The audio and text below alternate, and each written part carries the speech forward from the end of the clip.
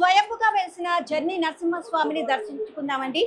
So ఈ నీళ్ళను గుండానే మనం నరసింహస్వామిని దర్శించుకోవాలి. మనకి ఎంతమంది వెళ్ళినా సరే, ఏ హైట్ లో ఉన్నా సరే ఆ నీళ్లు ఇక్కడ వరకే ఉంటాయి అన్నమాట. 365 రోజులు ఈ నీళ్లు ఎప్పటికీ ఎండిపోవు. 365 రోజులు ఒకటే ఫ్లోలో ఉంటాయి.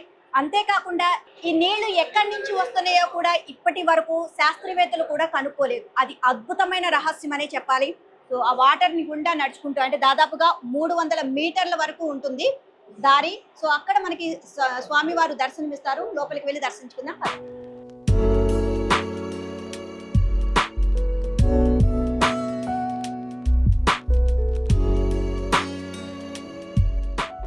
ఆలయం వెలుపలకైతే వచ్చేసామండి. చూస్తున్నారు కదా, మొత్తం కూడా వాటరు. దాదాపుగా 300 మీటర్ల వరకు ఈ వాటర్ ఉంటుంది.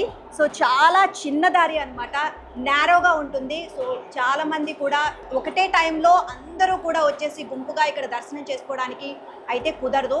సో కొంతమందిని అలాగా కొద్దిగా మనకి ఇక్కడ దర్శనానికి భక్తుల్ని పంపిస్తూ ఉంటారు.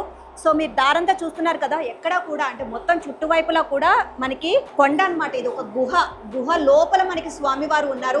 సో మనం ఎక్కడ నరసింహస్వామి ఆలయానికి వెళ్ళినా ఆ స్వామివారు ఎప్పుడు కూడా గుహ లోపలే మనకు దర్శనమిస్తూ ఉంటారు. సో ఇక్కడ కూడా మనకి గుహ లోపలే దర్శనమిస్తున్నారు. అందులోనూ ఈ వాటర్లో అంటే మనకి ఇక్కడ వరకు ఫ్లో వస్తుంది. ఈ వాటర్ వరకు మనం నిండా మనం నడుచుకుంటూ మనం స్వామివారిని దర్శించుకోవాలన్నమాట. సో ఇప్పుడు మనం కూడా అలాగే దర్శించుకుందాం. కింద ఇక్కడ వరకు మనకి దాదాపుగా స్టెప్స్ ఉన్నాయి ఇక్కడ మొత్తం అంతా. అండ్ చూస్తున్నారు కదా నాకు వాటర్ ఎంత వచ్చిందో. సో మనకి ఎక్కడ కూడా పడిపోకుండా ఇక్కడ సపోర్ట్గా మనకి ఇవి కూడా స్టాండ్స్ లాగా, గ్రిల్స్ లాగా ఇచ్చారు. సో నాకు ఇక్కడ వరకు వచ్చేసిందండి. ఇక ఈ ఫ్లో ఇక్కడ వరకే ఉంటుంది, మళ్ళీ ఇంకా ఉండదు. సో మనకి జాగ్రత్తగా అండ్ ఎక్కడికక్కడ సీసీ కెమెరాలు కూడా ఉన్నాయండి మనకి. ఇక్కడంతా ఎక్కడా కూడా సఫికేటెడ్గా లేకుండా బయట ఎయిర్ మనకి లోపలికి రావడానికి, లోపల ఉన్న ఎయిర్ బయటికి వెళ్ళడానికి ఎటువంటి ఇబ్బంది లేకుండా ఇక్కడ మనకి పైప్స్ అరేంజ్ చేయడం జరిగింది. అండ్ ఇక్కడ కొన్ని జాగ్రత్తలు కూడా చెప్తున్నారండి. హార్ట్ ప్రాబ్లమ్స్ ఉన్న వాళ్ళు, అలాగే కొంచెం హెల్త్ ఇష్యూస్ ఏమైనా ఉన్న వాళ్ళు కనుక లోపలికి రావద్దు అని చెప్తున్నారు. తగిన జాగ్రత్తలు తీసుకోవాలి. హెల్తీగా ఉన్న వాళ్ళు మాత్రమే లోపలికి రండి. ఎందుకంటే కొంచెం ఊపిరి అందకపోయినా, ఆక్సిజన్ సరిగ్గా అందకపోయినా ప్రమాదం కాబట్టి కొంచెం జాగ్రత్తలు తీసుకొని రావాలి అని చెప్పేసి మనకి ఎంట్రన్స్లోనే బోర్డు అయితే పెట్టడం జరిగింది. సో మనం కూడా ఆ నరసింహస్వామిని దర్శించుకుందాం, పునీతులం అవుతాం. అండ్ కింద అంతా కూడా మనకి కాళ్ళకి ఇసుకలాగా తగులుతుంది. కొంతవరకు మనకి స్టెప్స్ అయితే కనిపించినాయి కదా, ఇదంతా మొత్తం కూడా ఇసుకలాగా.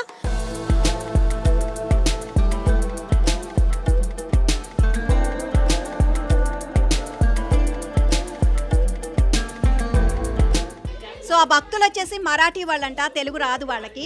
అండ్ నేను చాలా జాగ్రత్తగా అడుగులు వేస్తున్నాను. ఇక్కడి వరకే ఉంటుంది ఫ్లో అయితే. ఎవరు వచ్చినా సరే వాళ్ళకి ఫ్లో అయితే ఇక్కడ వరకే వస్తుందంట, అంతకు మించి పైకి వెళ్ళదని చెప్పారు. అండ్ ఇక్కడ స్విమ్మింగ్ చేయకూడదు అని చెప్పేసి కొన్ని జాగ్రత్తలు కూడా చెప్తున్నారు. చిన్న పిల్లల్ని అయితే భుజాలని ఎత్తుకొని వెళ్ళాలన్నమాట. వాళ్ళని కిందకి దించడానికి వీల్లేదండి, ఎందుకంటే వాళ్ళు కంప్లీట్గా వాటర్ ఎక్కువ వచ్చేస్తుంది కాబట్టి భుజం మీద ఎత్తుకొని పిల్లల్ని ఇక్కడ దర్శనానికి తీసుకొని వెళ్తారు. అండ్ ఇంకొక విషయం ఏంటంటే, కొత్తగా పెళ్ళైన వాళ్ళు తప్పనిసరిగా వారి వివాహ జీవితాన్ని ఆరంభించక ముందే ఇక్కడ స్వామివారిని దర్శించుకోవడం జరుగుతుంది. ఇలా దర్శించుకోవడం వల్ల వారు జీవితం హ్యాపీగా ఉంటుంది, వాళ్ళ లైఫ్ సంతోషంగా ఉంటుంది అని చెప్పేసి ఇక్కడ భక్తుల నమ్మకం. ఇక్కడ తెలుగు రాష్ట్రాల నుంచే కాకుండా కర్ణాటక నుంచి, అలాగే ఈ చుట్టుపక్కల ప్రాంతాల నుంచి ఇక్కడికి స్వామివారిని వచ్చి దర్శించుకోవడం జరుగుతుంది. అండ్ జర్నీ నరసింహస్వామి ఆలయం అంటేనే అతి పురాతన ఆలయం.